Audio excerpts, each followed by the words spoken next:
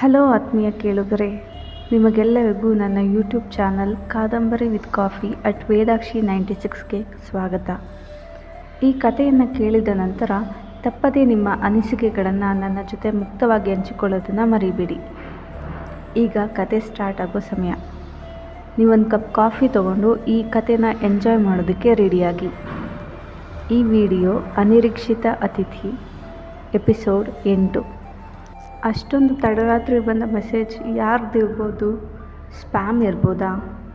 ಅಥವಾ ಯಾರಾದರೂ ನನ್ನ ಜೊತೆ ಪ್ರ್ಯಾಂಕ್ ಮಾಡ್ತಿದ್ದಾರಾ ಅಂತ ಅಂದ್ಕೊಂಡು ಇಶಾನಿ ಹೂ ಈಸ್ ದಿಸ್ ಅಂತ ಟೈಪ್ ಮಾಡ್ತಾ ಇರ್ತಾಳೆ. ಅಷ್ಟೊತ್ತಿಗೆ ಅದೇ ನಂಬರಿಂದ ಇನ್ನೊಂದು ಮೆಸೇಜ್ ಬರುತ್ತೆ. ಏನ್ರಿ ಇಶಾನಿ, ನೀವು ನನ್ನ ನಂಬರ್ ಸೇವ್ ಮಾಡ್ಕೊಂಡಿಲ್ವಾ? ಏನೂ ರಿಪ್ಲೈನೇ ಮಾಡ್ತಿಲ್ಲ. ನಾನು ರೀ ಓಂಕಾರ್ ಅಂತ ಇನ್ನೊಂದು ಮೆಸೇಜ್ ಬರುತ್ತೆ. ಮುಂದುವರೆದು, ಸಾರಿ ರೀ, ಸಂಜೆ ನಿಮ್ಮ ಜೊತೆ ಸರಿಯಾಗಿ ಮಾತಾಡೋಕ್ಕೆ ಆಗಲಿಲ್ಲ. ನಾನು ಪಾರ್ಟಿ ಮುಗಿಸ್ಕೊಂಡು ಈಗಷ್ಟೇ ಮನೆಗೆ ಬಂದೆ, ಅದಕ್ಕೆ ಈಗ ಮೆಸೇಜ್ ಮಾಡಿದೆ ಅಂತ ಇರುತ್ತೆ. ಅದಕ್ಕೆ ಇಶಾನಿ, ಓ ಹೌದಾ, ಸರಿ ಆಯಿತು, ಓಕೆ ಅಂತ ಅಷ್ಟೇ ರಿಪ್ಲೈ ಮಾಡ್ತಾಳೆ.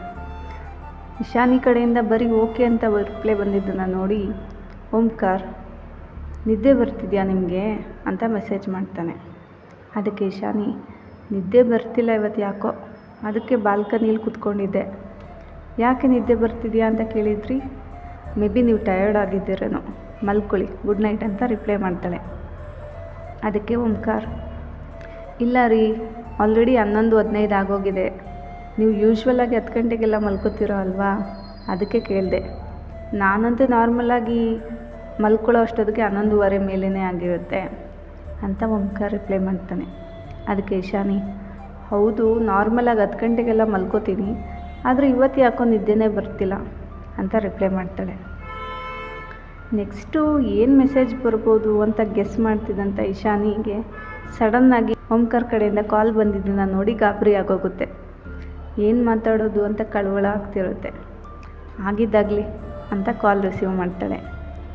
ಹಲೋ, ಏನ್ರಿ ನೀವು ಎಲ್ಲಿ ಕೂಗಾಡ್ತಿರೋ ನನ್ನ ಮೇಲೆ? ಹೇಳ್ದೆ ಕೇಳಿದೆ ಮನೆಯಿಂದ ಹೊರಟು ಬಂದೆ ಅಂತ ಅಂದ್ಕೊಂಡಿದ್ದೆ, ಆದರೆ ನೀವು ನೋಡಿದರೆ ಏನು ಕೇಳ್ತಾನೆ ಇಲ್ಲ, ನಾನು ಯಾಕೆ ನಿಮ್ಮ ಮನೆಯಿಂದ ಹೊರಟು ಬಂದೆ ಅಂತ ಓಂಕಾರ್ ಕುತೂಹಲದಿಂದ ಕೇಳ್ತಾನೆ. ಅದಕ್ಕೆ ಇಶಾನಿ, ಅದನ್ನು ಹೇಳಬೇಕು ಅಂತ ನಿಮ್ಗೆ ಅನಿಸಿದರೆ ನೀವು ಅವತ್ತೇ ಹೇಳ್ತಿದ್ರಿ, ಆದರೆ ನೀವು ಹೇಳಿಲ್ಲ ಅಂದರೆ ನಿಮಗೆ ಆ ವಿಷಯನ ನನ್ನ ಜೊತೆ ಶೇರ್ ಮಾಡ್ಕೊಳ್ಳೋಕೆ ಇಷ್ಟ ಇಲ್ಲ ಅಂತ ತಾನೇ ಅರ್ಥ. ಅಂಥದ್ರಲ್ಲಿ ನಾನೇನಕ್ಕೆ ನಿಮಗೆ ಮತ್ತೆ ಕೇಳಲಿ ಅಂತ ಸ್ವಲ್ಪ ರೂಢಾಗಿನೇ ಹೇಳ್ತಾಳೆ. ಅದಕ್ಕೆ ಓಂಕಾರ್, ಹೋಗಲಿ ಬಿಡಿ, ನಾನೇ ಹೇಳ್ತೀನಿ. ಅವತ್ತು ನೀವು ಆಫೀಸಿಗೆ ಹೋದ್ರಿ, ನೀವು ಹೋಗಿ ಸ್ವಲ್ಪ ಹೊತ್ತಾದಮೇಲೆ ಮೊಬೈಲ್ ಶಾಪವರು ಫೋನ್ ತಂದುಕೊಟ್ರು. ಸ್ವಿಚ್ ಆನ್ ಮಾಡಿ ನೋಡಿದರೆ 30 ಮಿಸ್ಡ್ ಕಾಲ್ ಇತ್ತು ಮನೆಯಿಂದ. ವಾಪಸ್ ಕಾಲ್ ಮಾಡಿದಾಗ ಗೊತ್ತಾಯಿತು ನಮ್ಮ ಅಪ್ಪಗೆ ಹುಷಾರಿಲ್ಲ, ಹಾಸ್ಪಿಟಲೈಸ್ಡ್ ಆಗಿದ್ದಾರೆ ಅಂತ. ಆ ಟೆನ್ಷನಲ್ಲಿ ಹಾಗೆ ಬಂದುಬಿಟ್ಟೆ. ಆಮೇಲೆ ನೆನಪಾಯಿತು ನಾನು ನಿಮಗೆ ಹೇಳಲೇ ಇಲ್ಲ ಅಂತ. ಕಾಲ್ ಮಾಡಿ ಹೇಳೋಣ ಅಂದರೆ ನಿಮ್ಮ ನಂಬರ್ ಕೂಡ ತೊಗೊಂಡಿಲ್ಲ ನಾನು, ಸಾರಿ ರೀ ಇಶಾನಿ ಅಂತ ಹೇಳ್ತಾನೆ. ಮುಂದುವರೆದು, ಹೋಗಲಿ, ಅಟ್ಲೀಸ್ಟ್ ಡೈರೆಕ್ಟಾಗಿಯೇ ಮೀಟ್ ಮಾಡಿ ಥ್ಯಾಂಕ್ಸ್ ಹೇಳೋಣ ಅಂತ ನಾನು ನಿಮ್ಮ ಮನೆ ಹತ್ರ ಕೂಡ ಬಂದಿದ್ದೆ, ಬಟ್ ಮನೆ ಲಾಕ್ ಆಗಿತ್ತು.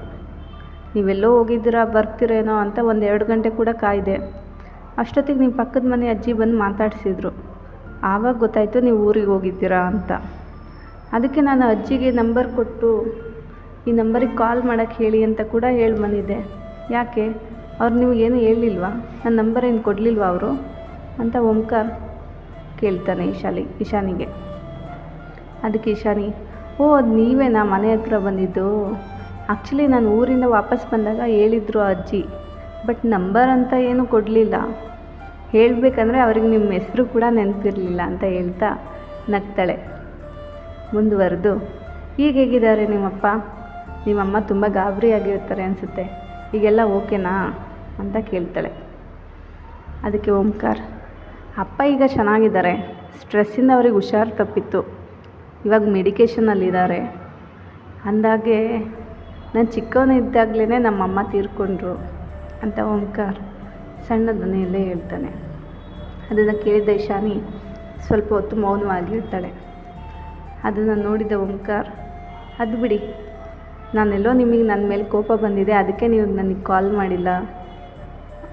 ಇನ್ನೊಂದು ದಿನ ಬಂದು ನಾನೇ ನಿಮ್ಮನ್ನು ಡೈರೆಕ್ಟಾಗಿ ಮಾತಾಡ್ಸ್ಕೊಂಬರ್ಬೇಕು ಅಂತ ಅಂದ್ಕೊಂಡಿದ್ದೆ ಅಂತ ಹೇಳ್ತಾನೆ. ಅದಕ್ಕೆ ಇಶಾನಿ, ಓ ರಿಯಲಿ ಅಂತ ವ್ಯಂಗ್ಯವಾಗಿ ಕೇಳ್ತಾಳೆ. ಅದಕ್ಕೆ ಓಂಕಾರ್, ಹೌದು ರೀ, ನಿಜವಾಗ್ಲೂ. Okay okay, good night. It's already 12:30. I am getting sleep. ನೀವು ಮಲ್ಕೊಳ್ಳಿ ಅಂತ ಓಂಕಾರ್ ಹೇಳ್ತಾನೆ. ಅದಕ್ಕೆ ಇಶಾನಿ, ಸರಿ ಆಯಿತು, ಗುಡ್ ನೈಟ್ ಅಂತ ಹೇಳಿ ಫೋನ್ ಇಡ್ತಾಳೆ. ಕಾಲ್ ಡಿಸ್ಕನೆಕ್ಟ್ ಮಾಡಿದ ಮೇಲೆ ಯಾಕೋ ನಿದ್ದೆ ಬರೋದು, ದೂರದ ಮಾತು ಅಂತ ಇಶಾನಿಗೆ ಅನಿಸೋಕ್ಕೆ ಶುರು ಆಗುತ್ತೆ. ಇನ್ನೂ ಸ್ವಲ್ಪ ಹೊತ್ತು ಓಂಕಾರ್ ಜೊತೆ ಮಾತಾಡಬೇಕಿತ್ತು ಅಂತಲೂ ಅನ್ನಿಸ್ತಿರುತ್ತೆ. ಆದರೆ ಮತ್ತೆ ಇಶಾನಿ, ಇವೆಲ್ಲ ಸೆಟ್ ಆಗಲ್ಲ, ಬಿ ಇನ್ ಯುವರ್ ಲಿಮಿಟ್ಸ್ ಅಂತ ಅವಳಿಗೆ ಹೇಳ್ಕೊಂಡು ಹೋಗಿ ಮಲ್ಕೋತಾಳೆ. ಮಾರನೇ ದಿನ ಹೇಗಿದ್ದರೂ ರಜೆ ಅಲ್ವಾ, ಅದಕ್ಕೆ ಸ್ವಲ್ಪ ಲೇಟಾಗಿಯೇ ಎದ್ದೇಳ್ತಾಳೆ. ಓಂಕಾರ್ ಏನಾದರೂ ಮೆಸೇಜ್ ಮಾಡಿರ್ಬೋದಾ ಅಂತ ಅವಳು ಮೊಬೈಲ್ ನೋಡ್ತಾಳೆ. ಆದರೆ ಯಾವುದೇ ಮೆಸೇಜ್ ಅಥವಾ ಕಾಲ್ ಬಂದಿರಲ್ಲ. ಜಾಸ್ತಿ ನಿರೀಕ್ಷೆ ಮಾಡ್ತಿದ್ಯಾ ಇಶಾನಿ ನೀನು, ಬಿ ಪ್ರಾಕ್ಟಿಕಲ್. ಅಷ್ಟಕ್ಕೂ ಅವ್ನು ನಿನಗೆ ಯಾಕೆ ಮೆಸೇಜ್ ಮಾಡ್ತಾನೆ? ನೀನು ಹೆಲ್ಪ್ ಮಾಡಿದ್ದೆ, ಅವನು ಕೂಡ ಅದಕ್ಕೆ ಥ್ಯಾಂಕ್ಸ್ ಹೇಳ್ದ, ಅಲ್ಲಿಗೆ ಮುಗೀತು. ಸುಮ್ಮನೆ ನೀನು ಅದನ್ನೇ ಹೇಳ್ಕೊಂಡು ಹೋದರೆ ಇದೆಲ್ಲ ಸರಿಯಾಗಲ್ಲ ನೋಡು. ಅವನು ನೋಡಿದರೆ ಮೌಂಟ್ ಎವರೆಸ್ಟು, ನೀನು ಅದ್ರ ಪಕ್ಕದಲ್ಲಿರೋ ಚಿಕ್ಕ ಗಿಡ. ಎಲ್ಲಿಂದ ಎಲ್ಲಿಗೆ ಲಿಂಕ್ ಮಾಡ್ತಿದ್ಯಾ? ಕೋತಿ ನೀನು. ಹೋಗಿ ಮನೆ ಕ್ಲೀನ್ ಮಾಡಿ ತಿಂಡಿ ತಿಂದು ಅಲ್ಲಿ ಬಟ್ಟೆ ತೊಳಿ, ಬೇಡದೇ ಇರೋದನ್ನೆಲ್ಲ ಯೋಚನೆ ಮಾಡಬೇಡ ಅಂತ ಅವಳ ಮೈಂಡ್ ಅವಳಿಗೆ ಪದೇ ಪದೇ ಹೇಳ್ತಾನೇ ಇರುತ್ತೆ. ಸರಿ, ಇದೆಲ್ಲ ನಮಗೆ ವರ್ಕೌಟ್ ಆಗಲ್ಲ ಅಂತ ಅಂದ್ಕೊಂಡು ಬೆಡ್ ಮೇಲಿಂದ ಎದ್ದು ಹೊರಗೆ ಬರ್ತಾಳೆ. ದಿನ ಪೂರ್ತಿ ಎಲ್ಲ ಕೆಲಸ ಮುಗಿಸಿ ಫ್ರೆಶಪ್ ಆಗಿ ತಿಂಡಿ ಮಾಡೋಕ್ಕೆ ಕೂತ್ಕೋತಾಳೆ. ತಿಂಡಿ ಮುಗಿಸೋ ಅಷ್ಟೊತ್ತಿಗೆ ಮಧ್ಯಾಹ್ನ 2 ಗಂಟೆ ಆಗೋಗಿರುತ್ತೆ. ಸರಿ, ಇವಾಗೆಲ್ಲ ಕೆಲಸ ಮುಗೀತು, ಫ್ರೀ ಆಗಿದ್ದೀನಲ್ಲ, ಯಾವುದಾದ್ರೂ ಮೂವಿ ನೋಡೋಣ ಅಂತ ಲ್ಯಾಪ್ಟಾಪ್ ಆನ್ ಮಾಡ್ತಾಳೆ. ಯಾವ ಮೂವಿ ನೋಡೋದು ಅಂತ ಹುಡುಕ್ತಾ ಇರ್ತಾಳೆ. ಒಂದು ಸಸ್ಪೆನ್ಸ್ ಥ್ರಿಲ್ಲರ್ ಮೂವಿ ಡಿಸೈಡ್ ಮಾಡಿಬಿಟ್ಟು ನೋಡೋಣ ಅಂತ ಪ್ಲೇ ಮಾಡ್ತಾಳೆ. ಮೂವಿ ಇಂಟ್ರೆಸ್ಟಿಂಗಾಗಿ ಹೋಗ್ತಾ ಇರುತ್ತೆ. ಅಷ್ಟೊತ್ತಿಗೆ ಟಣ್ ಅಂತ ಒಂದು ಮೆಸೇಜ್ ಟೋನ್ ಕೇಳಿಸುತ್ತೆ. ಯಾರು ಗುರು ಇಷ್ಟೊತ್ತಿನಲ್ಲಿ ಟೆಕ್ಸ್ಟ್ ಮಾಡ್ತಿದ್ದಾರೆ ಅಂತ ನೋಡ್ತಾಳೆ. ಅದರಲ್ಲಿ, ಹಾಯ್, ಸಂಜೆ ಮೀಟ್ ಮಾಡ್ಬೋದಾ ನೀವು ಫ್ರೀ ಇದ್ದರೆ ಅಂತ ಓಂಕಾರ್ ಮೆಸೇಜ್ ಮಾಡಿರ್ತಾನೆ. ಯಾ ಶೋರ್ ಅಂತ ಇಶಾನಿ ಆ ಮೆಸೇಜ್ಗೆ 2 ಸೆಕೆಂಡ್ ಒಳಗಡೆ ರಿಪ್ಲೈ ಮಾಡ್ತಾಳೆ. ಅಷ್ಟು ಎಕ್ಸೈಟ್ ಆಗಿರ್ತಾಳೆ. ಸರಿ, ಈ ಲೊಕೇಶನ್ಗೆ ಬರ್ತೀರಾ ಅಂತ ಒಂದು ಪ್ಲೇಸ್ ನೇಮ್ ಹೇಳ್ತಾನೆ ಓಂಕಾರ್. ಅದಕ್ಕೆ ಇಶಾನಿ, ಅಯ್ಯೋ ನನಗಿಲ್ಲಿ ಯಾವ ಪ್ಲೇಸ್ ಕೂಡ ಗೊತ್ತಿಲ್ಲ, ನಾನು ಇದು ಫಸ್ಟ್ ಟೈಮ್ ಇಲ್ಲಿಗೆ ಬಂದಿರೋದು ಅಂತ ಹೇಳ್ತಾಳೆ. ಅದಕ್ಕೆ ಓಂಕಾರ್, ಓ ಸಾರಿ ರೀ, ನಿಮ್ಮ ಲೊಕೇಶನ್ ಶೇರ್ ಮಾಡಿ ನಾನೇ ಬಂದು ನಿಮ್ಮನ್ನು ಪಿಕ್ ಮಾಡ್ತೀನಿ ಅಂತ ಹೇಳ್ತಾನೆ. ಅದಕ್ಕೆ ಇಶಾನಿ ಸರಿ ಅಂತ ಇವಳಿದ್ದ ಮನೆಯದು ಲೊಕೇಶನ್ ಕಳಿಸ್ತಾಳೆ. ಓಂಕಾರ್ ಜೊತೆ ಹೊರಗಡೆ ಹೋಗ್ತೀನಿ ಅಂತ ಫುಲ್ ಖುಷಿಯಾಗಿ ಗಂಟೆಗಟ್ಟಲೆ ಟೈಮ್ ತೊಗೊಂಡು ಚೆನ್ನಾಗೇನೋ ರೆಡಿ ಆಗ್ತಾಳೆ. ಆದರೆ ಇವಳು ಆಚೆ ಹೋಗೋದು ಇಷ್ಟೊಂದು ಖುಷಿಯಾಗಿರೋದು ಆ ಟೈಮ್ಗೆ ಇಷ್ಟ ಆಗಲಿಲ್ಲ ಅಂತ ಅನಿಸುತ್ತೆ. ಅದಕ್ಕೆ ದುರಾದೃಷ್ಟ ಅನ್ನೋ ಥರ ಅವಳ ಋತುಚಕ್ರ ಶುರು ಆಗುತ್ತೆ. ಋತುಚಕ್ರ ಅಂದರೆ ಆಬ್ವಿಯಸ್ಲಿ ನಿಮಗೆಲ್ಲ ಗೊತ್ತಿರುತ್ತೆ ಅಂತ ಅಂದ್ಕೊಂಡಿದ್ದೀನಿ. ಸಂಜೆ 5 ಆಗೋಗುತ್ತೆ. ಓಂಕಾರ್ ಕಾಲ್ ಮಾಡಿ, ರೀ ನಾನು ಇಲ್ಲಿ ಕೆಳಗೆ ವೆಯ್ಟ್ ಮಾಡ್ತಿದ್ದೀನಿ ಬನ್ನಿ ಅಂತ ಹೇಳ್ತಾನೆ. ಕಿಟಕಿಯಿಂದ ನೋಡಿದ ಇಶಾನಿಗೆ ಅವನು ಕಾರ್ ಹತ್ರ ನಿಂತ್ಕೊಂಡು ವೆಯ್ಟ್ ಮಾಡ್ತಿರೋದು ಕಾಣಿಸುತ್ತೆ.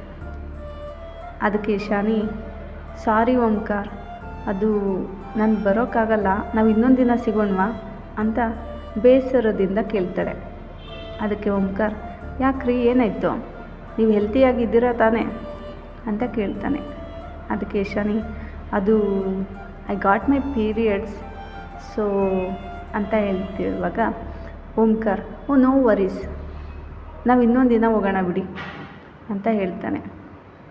ನಿಮಗೆ ಫಾರ್ಮಸಿಯಿಂದ ಏನಾದರೂ ತಂದು ಕೊಡಬೇಕಾ ಅಂತ ಕೇಳಿದಾಗ ಇಶಾನಿ ಇದ್ದವಳು, 1-2 ಪೇಯ್ನ್ ಕಿಲ್ಲರ್ ಟ್ಯಾಬ್ಲೆಟ್ ತಂದು ಕೊಟ್ಟರೆ ಸಾಕು ಅಂತ ಹೇಳ್ತಾಳೆ. ಅದಕ್ಕೆ ಓಂಕಾರ್ ಸರಿ ಆಯಿತು ಅಂತ ಹೇಳಿ ಫೋನ್ ಇಡ್ತಾನೆ. ಸ್ವಲ್ಪ ಸಮಯದ ನಂತರ ಇಶಾನಿ ಮನೆಯ ಡೋರ್ ಬೆಲ್ ರಿಂಗ್ ಆಗುತ್ತೆ. ಇಶಾನಿ ಬಾಗಿಲು ತೆಗಿತಾಳೆ. ಬಾಗಿಲನ್ನು ತೆಗೆದ ತಕ್ಷಣ ಸಾರಿ ಅಂತ ಹೇಳ್ತಾಳೆ. ಅದಕ್ಕೆ ಓಂಕಾರ್, ಅರೇ ನೀವು ಯಾಕೆ ಸಾರಿ ಕೇಳ್ತಿದ್ದೀರಾ, ಇದೆಲ್ಲ ನ್ಯಾಚುರಲ್ ಅಲ್ವಾ, ಅದು ಅಲ್ಲದೆ ಹೊರ್ಗಡೆ ಹೋದರೆ ಆ ಕಾಫಿ ಶಾಪು ಈ ರೆಸ್ಟೋರೆಂಟ್ ಅಂತ ಒದ್ದಾಡಬೇಕಾಗಿತ್ತು, ಬಿಡಿ ಹೋಗಲಿ.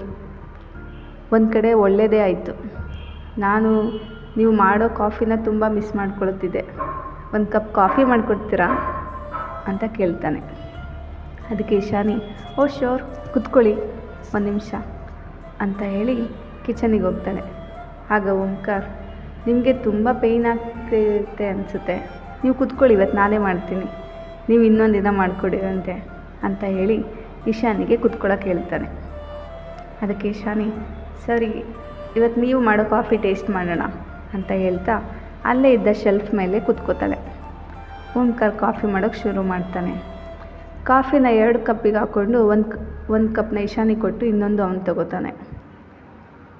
ರೀ, ನಿಮ್ಮ ಮನೆ ತುಂಬ ಚೆನ್ನಾಗಿದೆ, ಇಲ್ಲಿ ಕೂಡ ಎಲ್ಲದನ್ನು ಚೆನ್ನಾಗಿ ಅರೇಂಜ್ ಮಾಡಿದ್ದೀರಾ ಅಂತ ಓಂಕಾರ್ ಸುತ್ತ ಕಣ್ಣಾಡಿಸ್ತಾನೆ.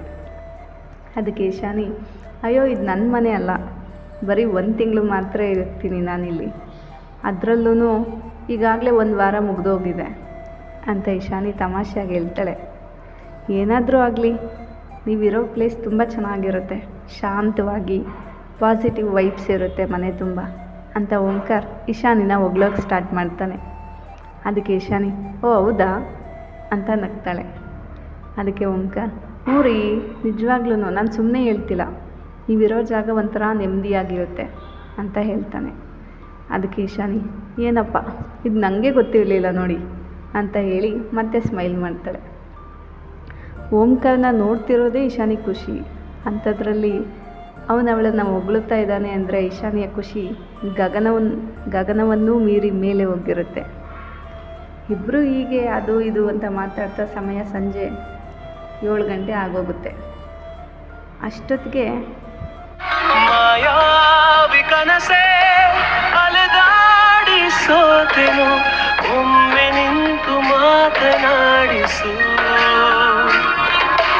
ಮಾಯಾವಿ ಕನಸೆ ನಿನಗಾಗಿ ಕಾದೆನು, ಪ್ರೀತಿಯಿಂದ ನನ್ನ ಪೀಡಿಸು ಅಂತ ಫೋನ್ ರಿಂಗ್ ಆಗುತ್ತೆ. ಆದರೆ ಈ ಸಲ ಕಾಲ್ ಬಂದಿದ್ದು ಇಶಾನಿ ಮೊಬೈಲ್ಗಲ್ಲ, ಮತ್ತು ಇನ್ಯಾರ ಮೊಬೈಲ್ಗೆ ಇರ್ಬೋದು? ಓಂಕಾರ್ ಮೊಬೈಲ್ಗೆ. ಕತೆ ಮುಂದುವರಿಯುತ್ತೆ.